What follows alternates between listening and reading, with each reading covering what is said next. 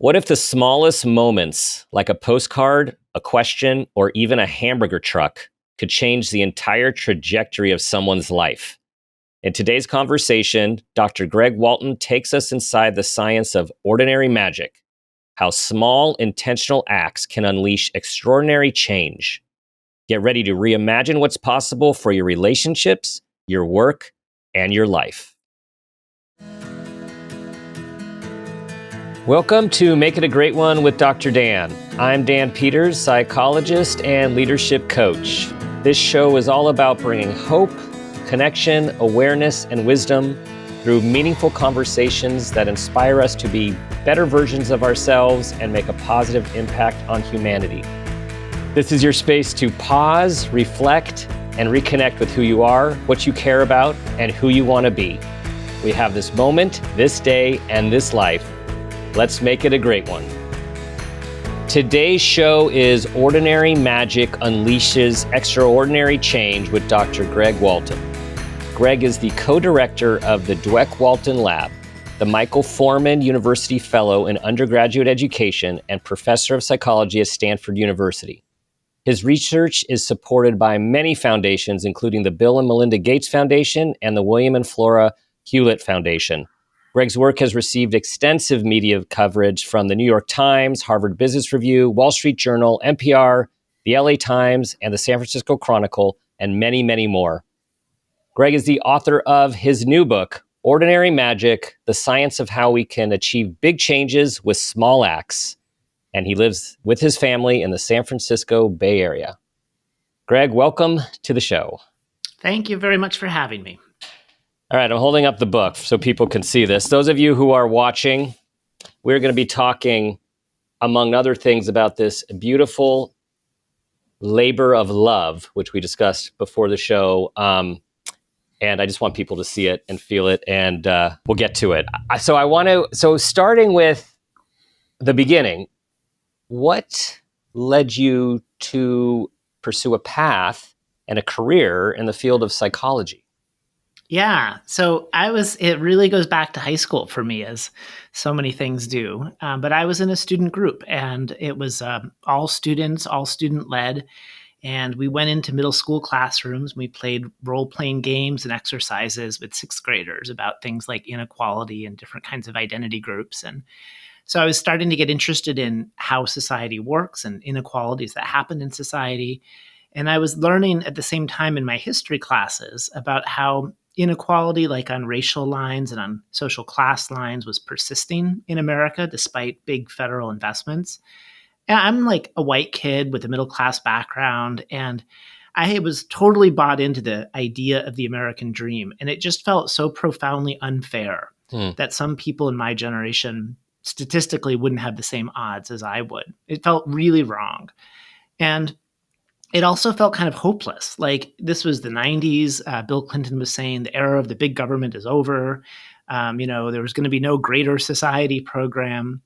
And then along came this research that I read about first in the Atlantic Monthly by this guy named Claude Steele, who's now a colleague here at Stanford. And basically, Claude showed that you could change how you represented a test in a laboratory situation.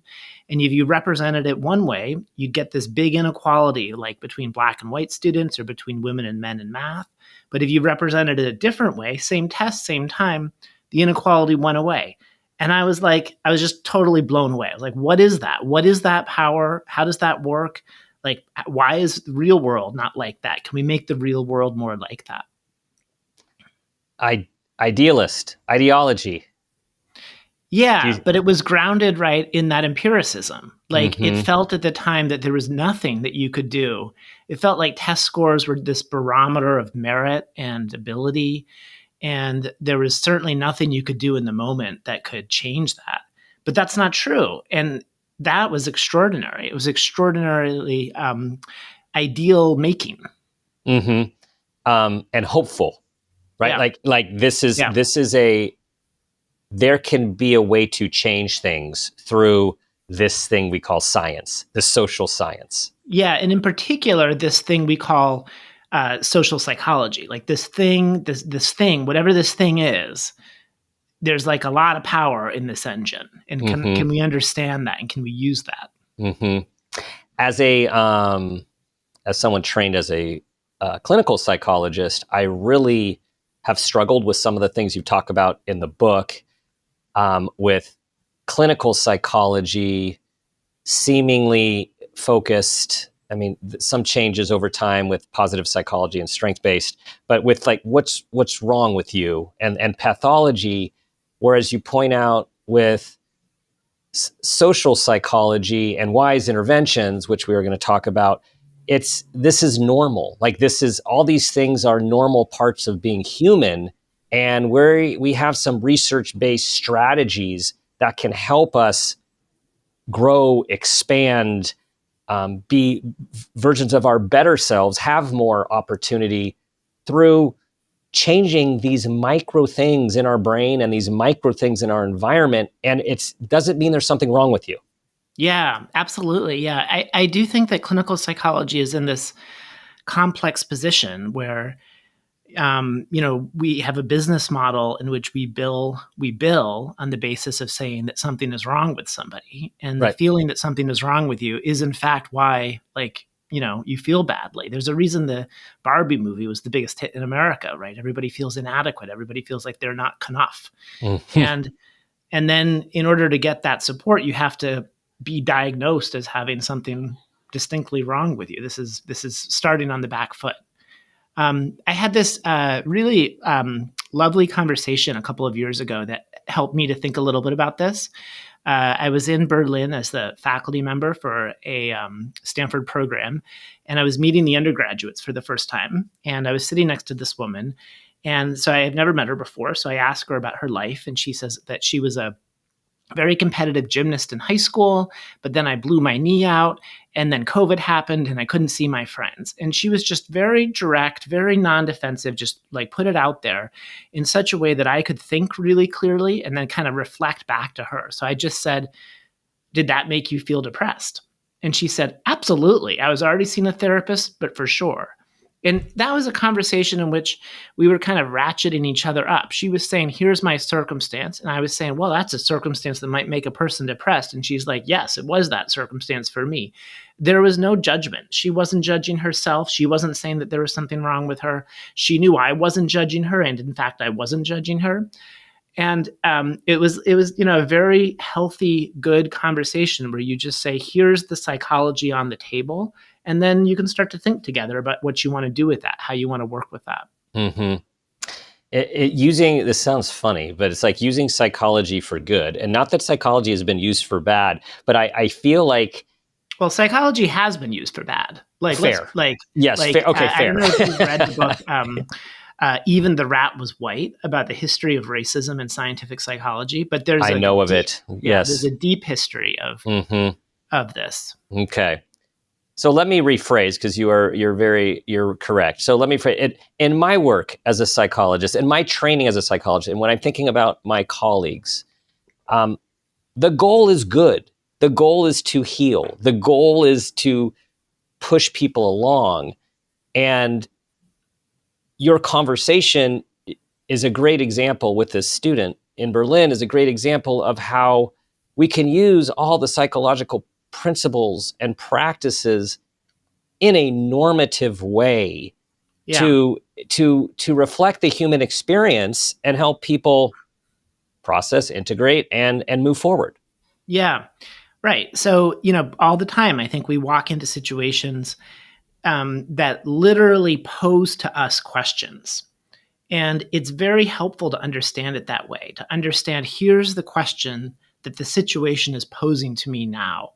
And then you can start to think about, how do you want to answer that question? But having that question doesn't mean that there's something wrong with you. It doesn't mean that you're disordered in some way, or you're irrational, or you're like somehow worse than other people. Like, you're a first generation college student. You go to college. You wonder, can people like me belong here? Your family literally hasn't belonged in college, right? You are, struggling in a new relationship. Like, maybe you're having maybe you're a new parent and you're having difficulty in that role, and having difficulty parenting, your baby. You wonder, am I a bad parent? Like, that question is on the table from the situation that you're in. And it's very helpful if we can see that question to sort of know why it's reasonable, even if it's not necessarily true. And then to think using our prefrontal cortex, like, how do you want to answer that? Like, what's an adaptive way to think about that? What's a way to understand that as normal, not necessarily a harbinger of doom, how we can make progress, how there might be some silver lining to that challenge? The book is centered around these core questions. It goes beyond the core questions, but I want to read for everyone some of the core questions. Do I belong? Can I do it? Who am I? Do you love me? Can I trust you? Like core human questions. And I'm curious as to what was your process of the book and the work being centered around these core human questions that is common for all of us? Yeah, I mean, sometimes in psychology, especially in social psychology, we've used words like mindset to talk about these things. So you could use a word like growth mindset of intelligence to talk about the question, can I do this? And the trouble with that word is that it's easily understood as something that's just inside of you. Like, I have a growth mindset, you have a fixed mindset. I've had undergraduate students on so many occasions say to me that they were told in high school that they should have a growth mindset, as though that's all on them. But you can't, like, psychology doesn't work that way. Like, you can't just say, I would like to have a belief and therefore I'm going to have it. Like, no, that's not, it's not credible. It's not authentic. And so I think it's more helpful to think, you're walking into a situation and there's a question that comes on the table. And the biggest, most important questions are the ones that are going to define who you are, who you can become. This is the themes that you talked about at the beginning: who you are, who you can become, what kind of impact you can have on the world, what kind of person you can become, what kind of relationships you can have. And that's what's encapsulated in those questions. You walk into a space like college or a professional space and you ask, is this a space in which I belong, in which people will respect me and value me, in which I can make a mistake and people will support me, in which I can grow? You try something new. Maybe you're trying to pick up a foreign language. Maybe you're trying to pick up a new skill. You struggle with that. Can I do it? Like, am I going to be able to build that skill? You're in relationships and you're asking, am I really loved in this relationship? You're a student interacting with a teacher and you're asking, can I really trust you in this context, or are you judging me on the backside? And the ways that we think through and answer those questions, like, literally determine the trajectory of our lives. Mm-hmm. And so that's why this problem space is so important. It's so existentially important. And why, when we get it right, when we find the right ways to create space and tools for people to think through those questions productively, we can change people's lives, over months and years into the future. And this is when you talk about the difference between spiraling down and spiraling up, which is right, the basis and one of the foundations of thinking about the work and what we want wise interventions to do. And so say a little bit about what these spirals can look like and how a micro change can literally change the trajectory of someone's life. Yeah. So sometimes people think of psychology as kind of like interesting or curious, but kind of epiphenomenal to the actual kind of real problems of people's lives. But the truth is that even this kind of little psychology, even these little kinds of doubts and questions that creep into our minds, can become consequential because they set in motion a chain of events that ultimately goes beyond and supersedes that psychological system. So you have a little doubt, a little misgiving, a little uncertainty. It might be about whether you belong in a space like college. It might be about whether you can trust like a romantic partner, for example. And that leads you then to perceive the world a little bit differently. So then you have something, bad happen. Maybe if it's in a relationship context, maybe your partner is late again for an event. Maybe they're short with you one day. And you interpret that through the lens of the question that you're asking. So if you're asking a question like, do you really love me? And then your partner is late again, it seems like evidence that they don't love you. And then you react to the partner and you react to events in the relationship, not on the basis of the kind of objective or neutral quality of those events, but in terms of that confirmation that is now in your mind. So your partner's late and you withdraw or you yell at them or you disengage, whatever it is that you do, you're doing it because you're having that thought, they don't really love me, or maybe they don't really love me. And then your partner is responding to that, right? And they're seeing you engage in that way. They might be going through their own process in their head. And you can set in motion a cycle that becomes hard to stop, a downward cycle. And in that cycle, like, it's not just that you continue to have that doubt, your doubts are getting confirmed, but actually, for example, your partner is getting pretty impatient with you because you're doing, X, Y, Z to them. Or in a school context, if you are wondering, can people like me really belong here? And then you get left behind on a social outing, you don't get included in something, your professor is kind of short with you. If you think that's proof that people like me don't belong here, and it's harder to reach out to other people, to join a different student group, to approach a different professor, to have a productive learning experience. And then fast forward, you don't have friends, you don't have mentors, you don't have an academic direction, you don't have a support network, and that's a lot harder of a space to navigate. So the kind of the little questions that we have can balloon and then ultimately get superseded by a different objective reality. But if we can understand that process and understand it from the beginning, if we can offer people different ways to think about those key things, those key questions at the beginning, then we can set aside that process and in fact reverse it. So you can think, oh, like in the partner context, you might think, I had this feeling. The feeling doesn't have to be true, but it's not a friendly feeling. Like, let's talk about it with the partner. Let's talk about lateness and what it means, and how do we problem solve around that? How do we address the lateness, but more importantly, address my feelings in this context? And if you can do that well and adequately as a couple, you can secure that relationship, and the relationship can strengthen over time. An example of spiraling up. And that would be spiraling up, yeah. Mm-hmm. You talk about your beginnings of college, and for all of you out there, those of us on the West Coast have a beloved restaurant called In-N-Out Burger, which a lot of the world, well, at least back 20 plus years ago, didn't know about. Just give that quick example of the difference for you, applying this. Yeah. So I'm from Michigan, right? I was brought up. I'm wearing my Tigers shirt right here. Go Tigers. Gibby. Yes. Yeah. And so, California, my father's from California, right? Like, it's not like I hadn't been to California.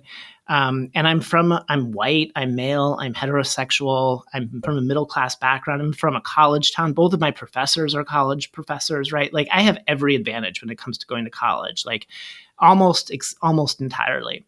But still, going from Michigan to California felt like a really long ways away to go. And people in California felt really different. And so I felt homesick, and I had all these close friends back home in Michigan, none of whom had gone to Stanford or anywhere close to Stanford. They'd all either stayed in the Midwest or gone to the East Coast.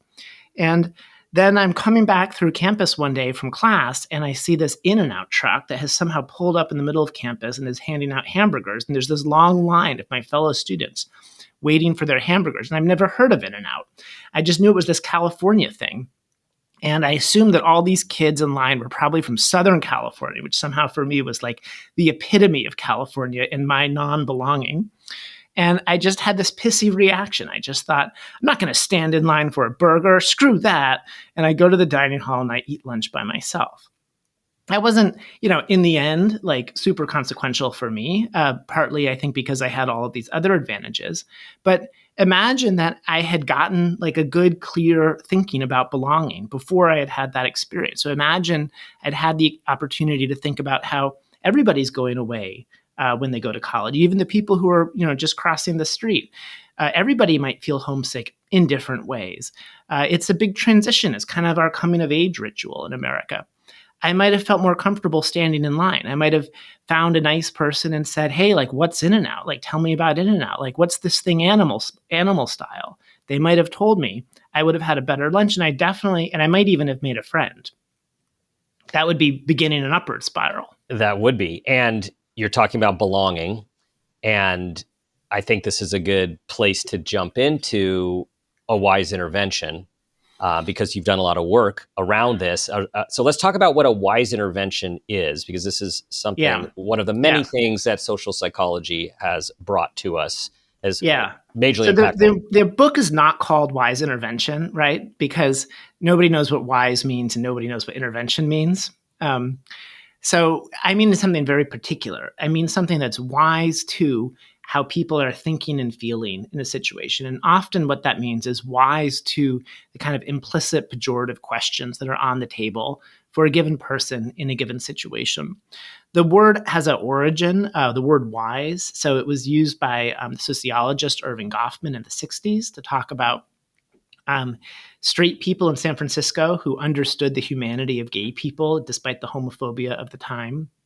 And then Claude Steele, who I mentioned earlier, he talked about wise schooling in the 1990s as school practices that are sensitive to the predicament that students of color or African American students, others who face negative stereotypes, the predicament that they're in that situation. It doesn't mean like better than other approaches or effective. Sometimes wise interventions are not effective. Sometimes they're counterproductive, right? It just means that it's sensitive to this psychology. So, in a belonging intervention, what you do is you surface this experience. So you share stories that talk about how it's normal for lots of students to worry about whether they belong. So different students will tell their stories of feelings of non-belonging at first in a school transition. Those stories might be really different from each other. Like somebody might feel homesick, like I did. Somebody might feel like they haven't made any close friends. Somebody might feel like they feel kind of intimidated by professors, or they feel like they've gotten some bad grades in classes. There's a lot of kind of varieties of that, but they're all surfacing that experience. And then they tell stories of growth. So they tell stories of how that can improve over time, things that they did, how that developed, how they persevered.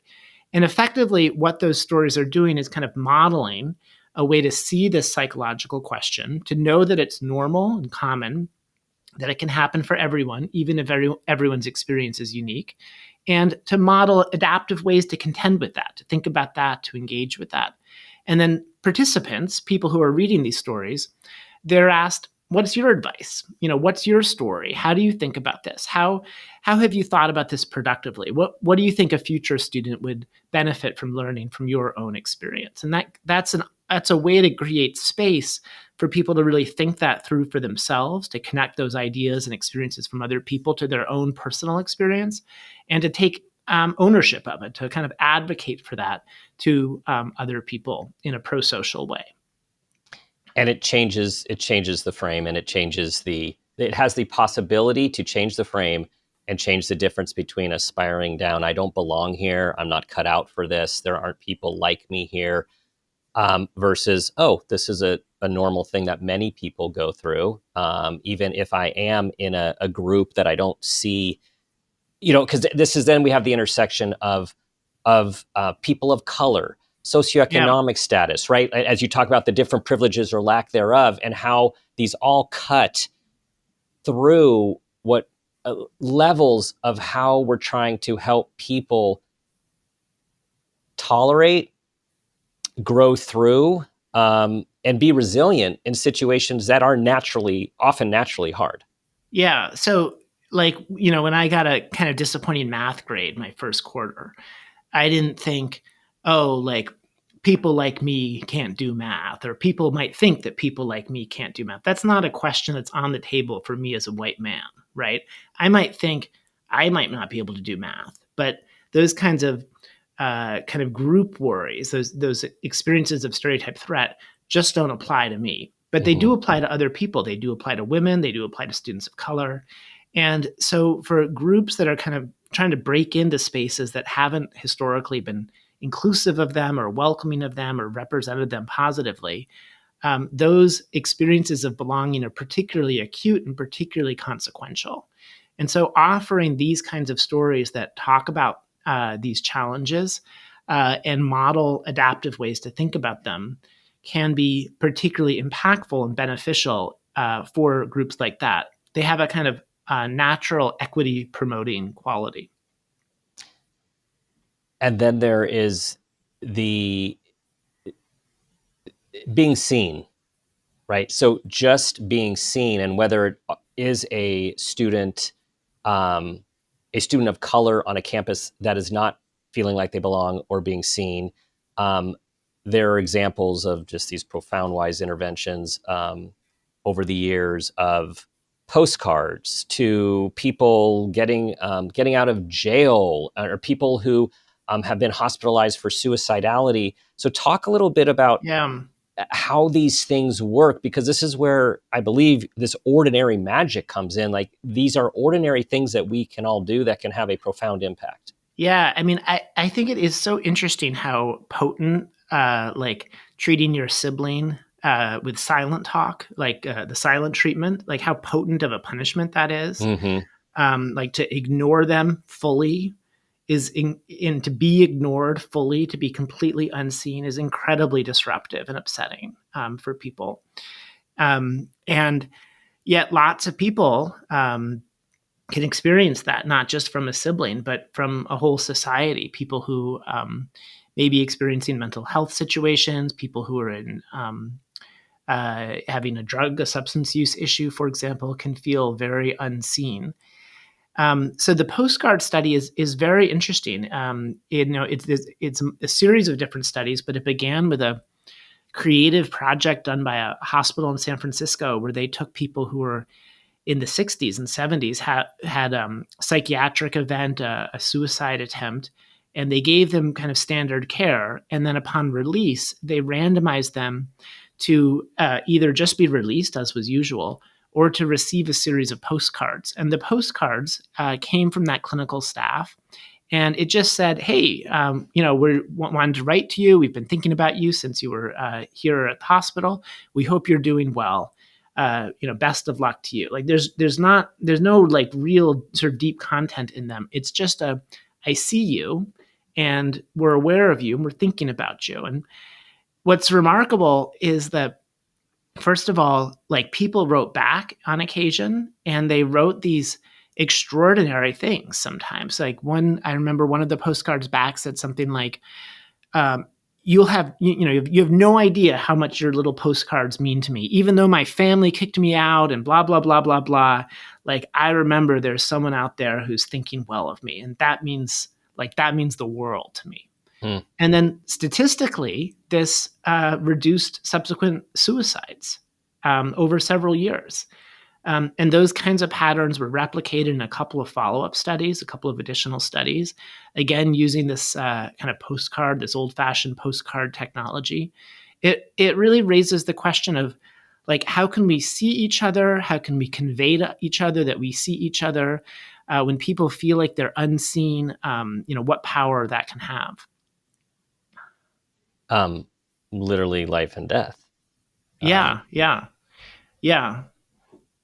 There are so many examples of this research and your research that it's just, for the listener, it's just profound research to know. As you said, Greg, at the beginning, like the ideology and the hope of, how can we change things that don't seem like they can be changed. And your work and this book is all about all of the things that can be done to make profound change, and ordinary. So tell me about, like, it's ordinary. Like, these are It's a ordinary postcard. things. Yeah. It's a postcard, right? Yeah. But it's also extraordinary in that it's recognizing the circumstance that the other person is in a way that we don't often or systematically recognize. In the book, there's I'm part child, and so I love picture books. And so one of the books that's described that's quoted in the book is the classic Robert McCloskey, One Morning in Maine. And in One Morning in Maine, it's a book in which young Sal, who's maybe 5 years old, wakes up and says, "Mama, Mama, my tooth is loose. I'm not going to be able to go to Bucks Harbor with Daddy. I'm not going to be able to have the day that I wanted to have." And so in this case, like Sal is saying very clearly to her mother, what her worry is, what her question is. And then her mother is able to address that very directly. So her mother then says, Sal, when you have a loose tooth, that's when you're becoming a big girl. And then the whole first part of the book, in fact, most of the book, is about Sal kind of trying that idea on and thinking about that idea. She thinks about whether birds have teeth, and no, they don't, and whether seals have teeth, and if they lose teeth, and did Mama lose her teeth when she was little, and has baby Jane lost her teeth? And she finds her father on the beach, and her father says the same thing back to her. So there you kind of see this dynamic really clearly and starkly. But in the case like the psychiatric case from San Francisco, it's not like the people who have been released are saying or have any like even space to really say to the clinical staff, like, I feel invisible. Like, that's not part of the adult dynamic there.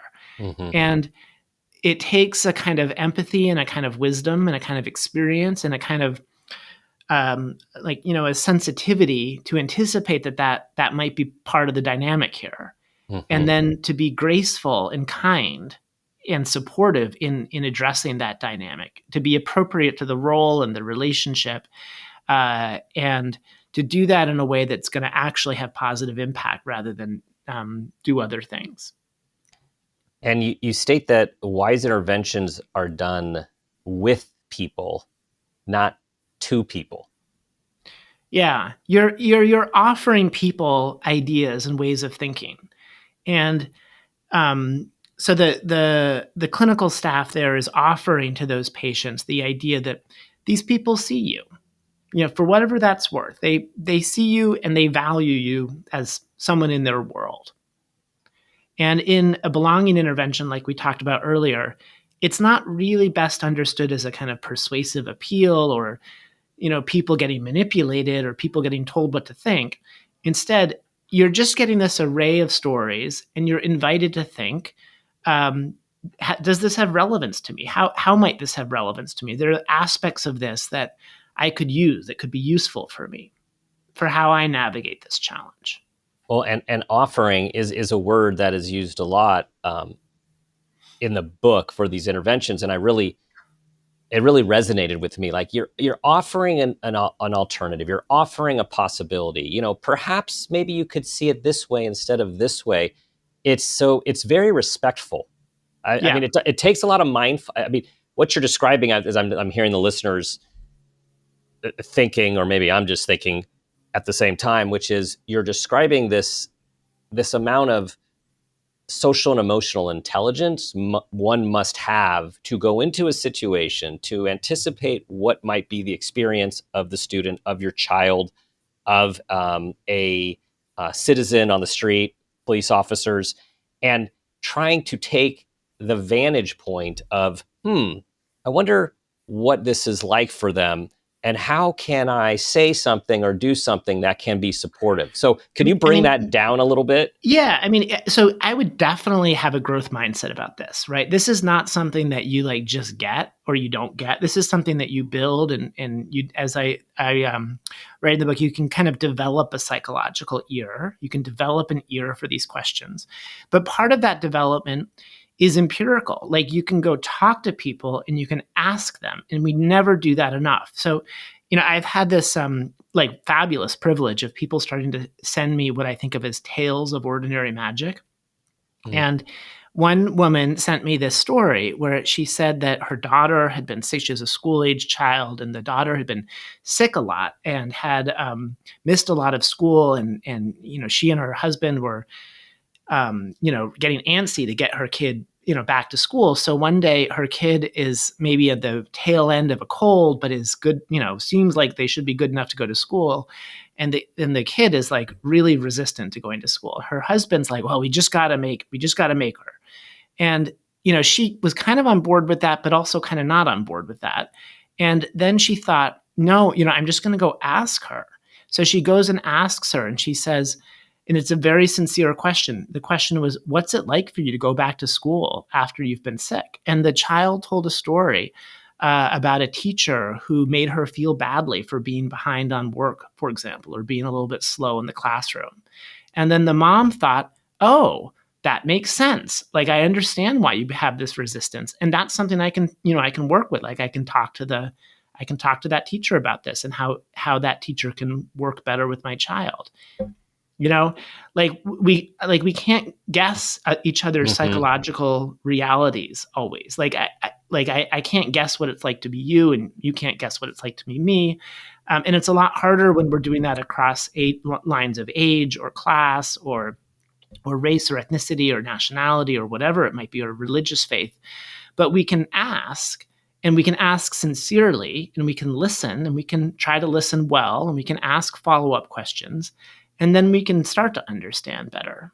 And asking questions and listening run through everything that you have been writing about. And these are core, seemingly simple human skills, but we can't develop them enough. We don't do it individually, and we also don't do it institutionally. So, we've done a lot of work with college administrators on supporting students' experiences of belonging in college. And often what we do when we're working with a university is we convene a focus group of students. We bring them together and we ask them questions like, tell me about your experience here. Tell me about a time that you really felt you belonged. Tell me about a time that you weren't so sure. Tell me about how that's changed over time. And students might, for example, write answers to those questions individually that we collect, and then they might, for example, have a group conversation about that. And sometimes university administrators sit in on those questions. Almost invariably, the university administrators are blown away. They've never heard this before because they had never bothered to actually ask these kind of direct, honest questions about something that's really important with their students. Like, I don't understand why we don't do this as a matter of practice in general. And then taking it to the work and studies with police officers about being transparent when approaching, and how much that makes a difference. Yeah, this is a great example, right? So, there's been this huge push towards, this is work led by Kyle Dobson. He's a psychologist at Virginia now. But, there's been a huge push towards community policing. Like, instead of having police officers, your only interaction with the police officer when there's been a crime and they're either chasing you because you're the suspect or you're the witness or you're the victim, right? To actually have police officers be, normal people walking about a community and pop into a bar and meet the bartender and go down the street and to the flower shop and say hi to the flower shop owner and, go by the park and see a group of people having a picnic in the park, like to, build kind of broad relationships. There's been a big effort to do that. But what hasn't happened is that police officers, when they initiate these interactions, haven't actually explained why they're doing them. So, imagine you're the bartender and suddenly there's this cop in your face who's like, hey, tell me about what's going on. And you're like, why am I talking to you? And why are you here? And, I kind of don't like cops. Like, you make me uncomfortable. Like, did I speed coming into work today? Did something happen last night? Like, oh my God, like, am I in trouble? Like, you going after my patron? Like, So what Kyle Dobson did was he just, basically asked officers to explain why they're there first. He called it a transparency statement to say, hey, like, my name is Officer John, and I'm trying to get to know people in my neighborhood. Would it be all right if I had a conversation with you for 5 minutes? And then they have a short conversation, and that makes people feel, a lot more trusting. It makes the conversations be a lot better. It actually begins to capitalize on the goals of a program like community policing. But to be able to do that, you have to understand what the question is on the mind of like a civilian who's just doing their day and is suddenly approached, like accosted by a cop. But if you've never asked people, maybe you wouldn't even know that. No, and the difference between a few of those scenarios were so subtle. Like, one was, hey, I'm Officer so-and-so. Can I talk to you for a moment? And like, sure, with one, that doesn't feel good, right? But like, hey, I'm like, Officer. Right. Am I in trouble? Exactly. Just a simple thing like, hey, I'm just wanted to get to know people. Do you mind if I have a conversation with you? Like that. Right. So simple, but wise.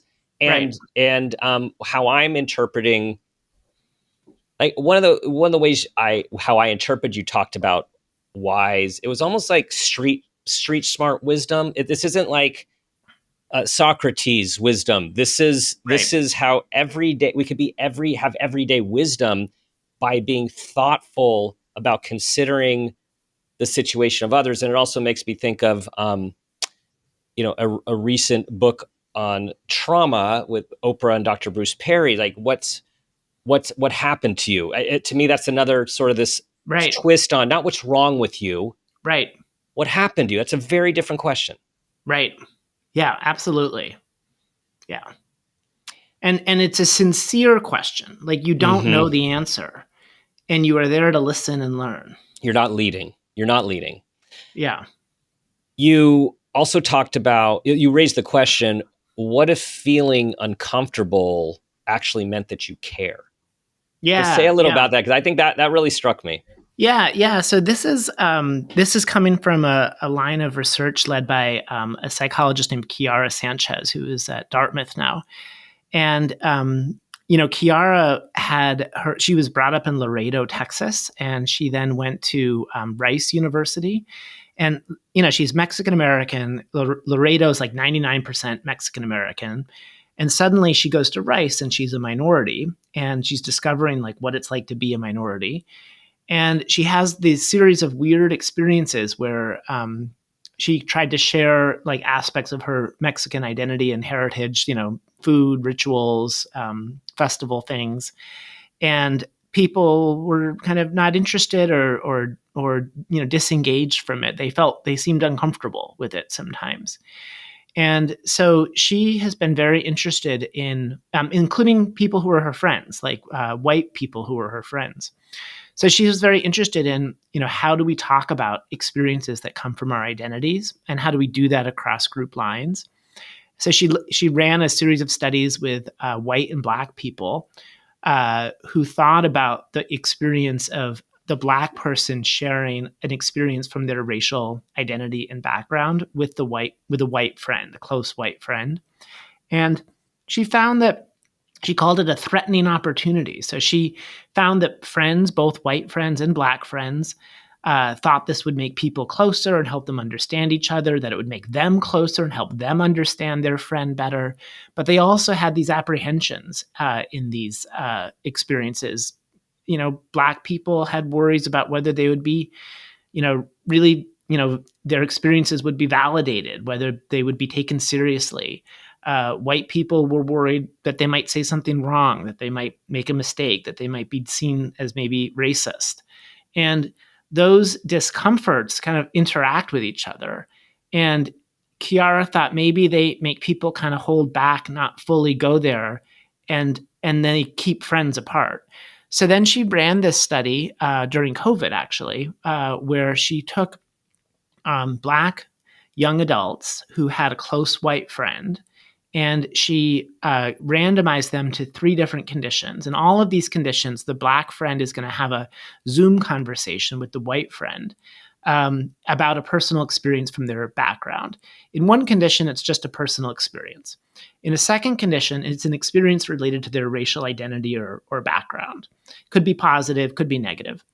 And in the third condition, it was again about that racial identity or background. But they first thought about how they went through an experience where they first read stories, both the black friend and the white friend, where they read through stories from other racially diverse friends who talked about the discomfort that race as a topic can bring to people, including to friends, but how that discomfort could be a sign of your commitment to each other, your care for the friend and for the relationship, and how, as you talk through experiences like race, you could get more comfortable. You could work through that. And what was so fascinating in Chiara's data, which isn't yet published even, is that the conversations themselves are really, really good. Like everybody feels really close. They feel closer afterwards than before. They look really good. But when she tracks the friends to see what happens months later, like 2 to 8 months later, she finds that for black friends in both the first condition and the second condition, their friendships decline over time. They feel less close, less authentic in the friendship. Hmm. And that's consistent with a lot of research on cross race friendships, which suggests that they're more unstable than same race friendships. But in that third condition, where people not just talked about race, but they also thought about how that discomfort could reflect the possibility that they care, that they're committed to each other, then those friendships stayed strong, particularly from Black friends' perspective. It was like it created the space that let you go there in a way that you couldn't go otherwise. And Hmm. then you can start to feel known and feel seen. This important aspect of your identity and your background and your experience doesn't have to be a kind of no-go zone with that white friend. It seems as I reflect on what you're saying and on what I read, and this might be an oversimplification, which is it seems like a large part of wise interventions, besides asking genuine questions and really listening, is setting up context about a normative experience in advance to frame the experience for people to have an opportunity to Yeah. spiral up versus spiral down. I think that's really observant. So, right, like all the time you kind of walk into a situation and you feel the dynamic of that situation. Like you feel the discomfort around a topic like race, or you feel the worries about belonging that you're having, like I did at the In-N-Out thing. And you don't have this contextual understanding that helps you make sense of that experience in a way that's going to be productive and helpful for you. And then you risk behaving or thinking or feeling in ways that aren't productive or maladaptive in that situation. So you're going into a Mm-hmm. conflict conversation with a romantic partner, for example, and all you know is that you're pissed off and upset and hurt. Like if you lack a context for those feelings, then the Mm-hmm. two of you are just going to be like, vibrating off each other. The idea of the wise intervention, which I do think the idea gives me like pause. Like I want to take in what's going on and I want to be thoughtful about how I respond to the situation or how I bring myself to the situation. And actually, it makes me think, and this is probably an empirical study, but the more one is able to think about wise intervention in that way and step into it, I'm thinking one does get wiser over time. I Yeah. don't know what the word is, right? What would you like? What does one get over time? Yeah, I was playing with the language and the book you described as a labor of love, and it was a labor and it was a love. And so I remember writing the part where it says we can develop a psychological ear, like an ear for psychological questions. It's kind of the closest that I could come to kind of capturing that. I do think that we like, okay, so like yesterday, our kids, I come downstairs in the morning and our kids who are 10 and 12 are like, you know, who generally get along are like out and out fighting. Like Mm-hmm. something got spilled, somebody didn't clean it up on time, somebody else felt, like that the other person was not taking it seriously. And so I talked to, the kids, right? And we kind of like acquired like a stalemate. And then last night at dinner time, we like had a whole out conversation about it. Like what happened? Like how did you feel? Like why did that happen? Why were you communicating like that in a way that like why was that communication pattern not helpful? Like what would be a better solution? And our son came up with a great idea. Like he was the one who was impatient for the mess to be cleaned up, and his great idea was, okay, like in the future, if I'm antsy to get this cleaned up, like we could set a timer. Like the timer could be like, in this amount of time, like you will help me clean this up. And then our daughter was like, yeah, I could do that. Like that would be fine.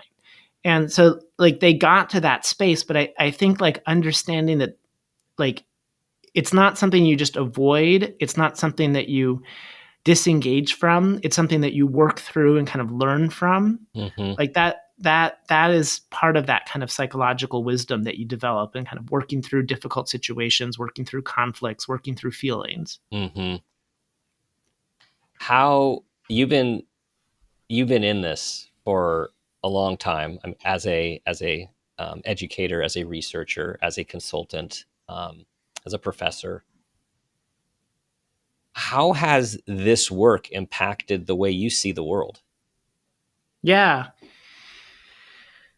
Yeah. I mean, like, I think it's very hard not to look at our modern political dynamics and political conflicts, both in like US domestic politics and things like the Gaza war, and like see these as spirals gone awry. Hmm. Um, in in US politics, for example, like when people feel profoundly unseen. We talked about that before. Unseen, fly over, cling to your guns and religion, neglected, their concerns unheard, then, that produces a great deal of frustration and anger. And then people are, ready to break systems at that point because the systems aren't working for them. People Hmm. haven't been listening. There was an incredible quote I read many years ago from Martin Luther King. He went to Watts after the riots, and he surveys the scene where dozens of people have died, almost all black. Hundreds of businesses destroyed, almost all black owned. And this young black man comes up to him and he says, Dr. King, we won." And King's like, "What do you mean we won? Like, look around you." And the young man says, "The world paid attention." Like when people are so profoundly, feel unseen, unheard, they'll do crazy things.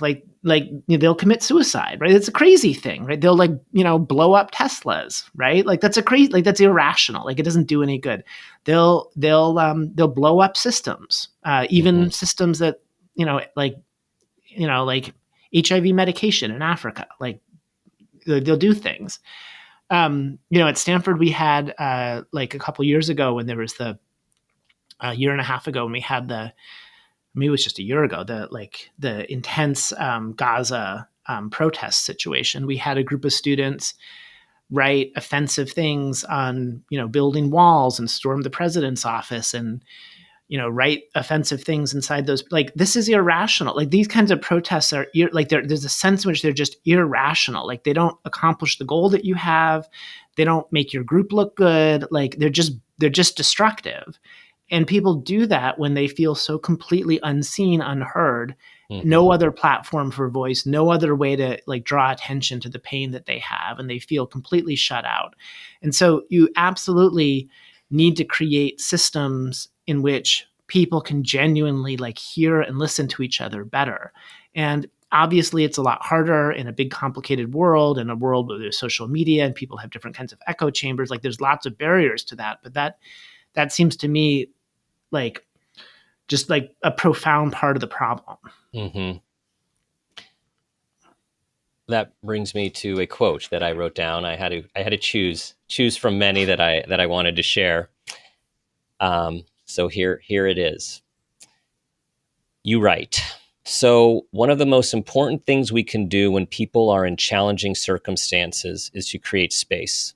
Space that anticipates the goodness, values, and strengths of a person or a group of people. Space that invites those people to tell their stories of this goodness and strength and how they apply them to their challenges they face. Space that allows all of us to hear and affirm the stories they share, who they are, and who they seek to be. This voice lets us invert identities. It's an alchemy to turn the weak to strong, the bad to good. Yeah, and I just want to credit Jacqueline Woodson here. So Jacqueline Woodson's picture book, The Day You Begin, is a book I treasure and a book of just incredible wisdom. And that passage that you read is an integration of her book, The Day You Begin, in which she says, the day you begin is the day you begin to tell your own stories, and some of the research that's been done in social psychology. What what do you hope that, I guess, at the beginning of this project? And let me, how long, when did this project start? How long did this? I mean, the writing itself took about a year. There was like a long period before that year of writing, and then there was an editing period after that. Mhm. So you could call it like a 2-year process or something. That is highly efficient for what you have produced, I will say, as far as Well, things go. I'd say like Yeah. the writing, the whole process was delayed multiple years Yeah. because I Okay. was doing other things and not ready for it, and then it was Right. like the time. What What did you hope this book would accomplish when you set out to put it into the world? And has that changed now that it's out? Um, I mean, like when I was a high school student and I was blown away by the Claude Steele research on stereotype threat, like I kind of just want everybody to have that experience to start with, right? Like to say, "Oh my God, like the world could be so much better." Like this is a conceptual lens, and these are tools that we can use individually and in relationships and in communities that can make our world better and like free all of us from some of the constraints that we face. So that I think it was and continues to be just like a really big part of this motivation is to share that and make that as concrete and clear and practical as possible for people to be able to use for themselves and in their relationships and in our world together. And you've done that. I really appreciate how you brought yourself into the book. I think in a very positive way, the writing of the psychological science and world have changed in the last 2 to 3 decades, where we get to bring more, where it's fine to bring more of ourselves Yeah. into the work, and actually it's more effective. Yeah, you can't really write about psychology and pretend you're not a person. I mean, that's just ridiculous, I think. Yeah. Well, thank you for spending the time, and for what you're doing, and really making these properties, these principles, these activities, which are many in the book, accessible to everyone. And that's right. That's what we want, for everyone to have this knowledge about how to do small things that have huge outcomes. And you know what? That just makes me. I was going to say this, and it just reminded me. Tell everyone about you and your brother's, your little acronyms that is Oh, through this. TIFBIT. Yeah, TIFBIT. That's TIFBIT. important. That's important. Yeah, yeah. So my brother was dating this woman, and relationship was going pretty well. They were in New York, and then she breaks up with him, and he's like, "Why? What's going on? Like, tell me what's happening." And she says, "You remember that time we went to Macy's?" And he's like, "Yeah, we went to Macy's." And she's like, "I had to tell you to tuck your shirt in. I can't be with you." And so we had this conversation later, and we decided it was a TIFBIT, a tiny fact, big theory. Like it was a tiny fact that had this big meaning to her about who she was and who he was and how they could never be together. I think we're surrounded by TIFBITs all the time. Like there's all the time, like the In-N-Out for me was a TIFBIT. Like Mm-hmm. it's a non-event. Like there's a burger truck there and there's people in line for it. It's a non-event, but it had this big meaning to me because it triggered the pre-existing worries and questions that I already had. Right. So when you have that experience, when you feel yourself going through a TIFBIT, or when you see somebody else having a reaction that seems disproportionate, that's great. And you can try to figure out like what's going on there. Like what is the question beneath the surface? And then that's the thing to work on. That's the thing to work on, everyone. That's it. Ordinary Magic, holding it up again. It is packed with user-friendly, useful information based on empirical science that you can understand. That is one of the many gifts of this book. So, Greg, tell everyone where they can find it and what you're doing. Yeah, you can find it anywhere books are sold, and you can also get the audio version, which I spent many hours in the studio recording. So, in your voice, talking to us. Thank you. Thanks for your work. Thank you very much. And wishing you all the best. Right back at you.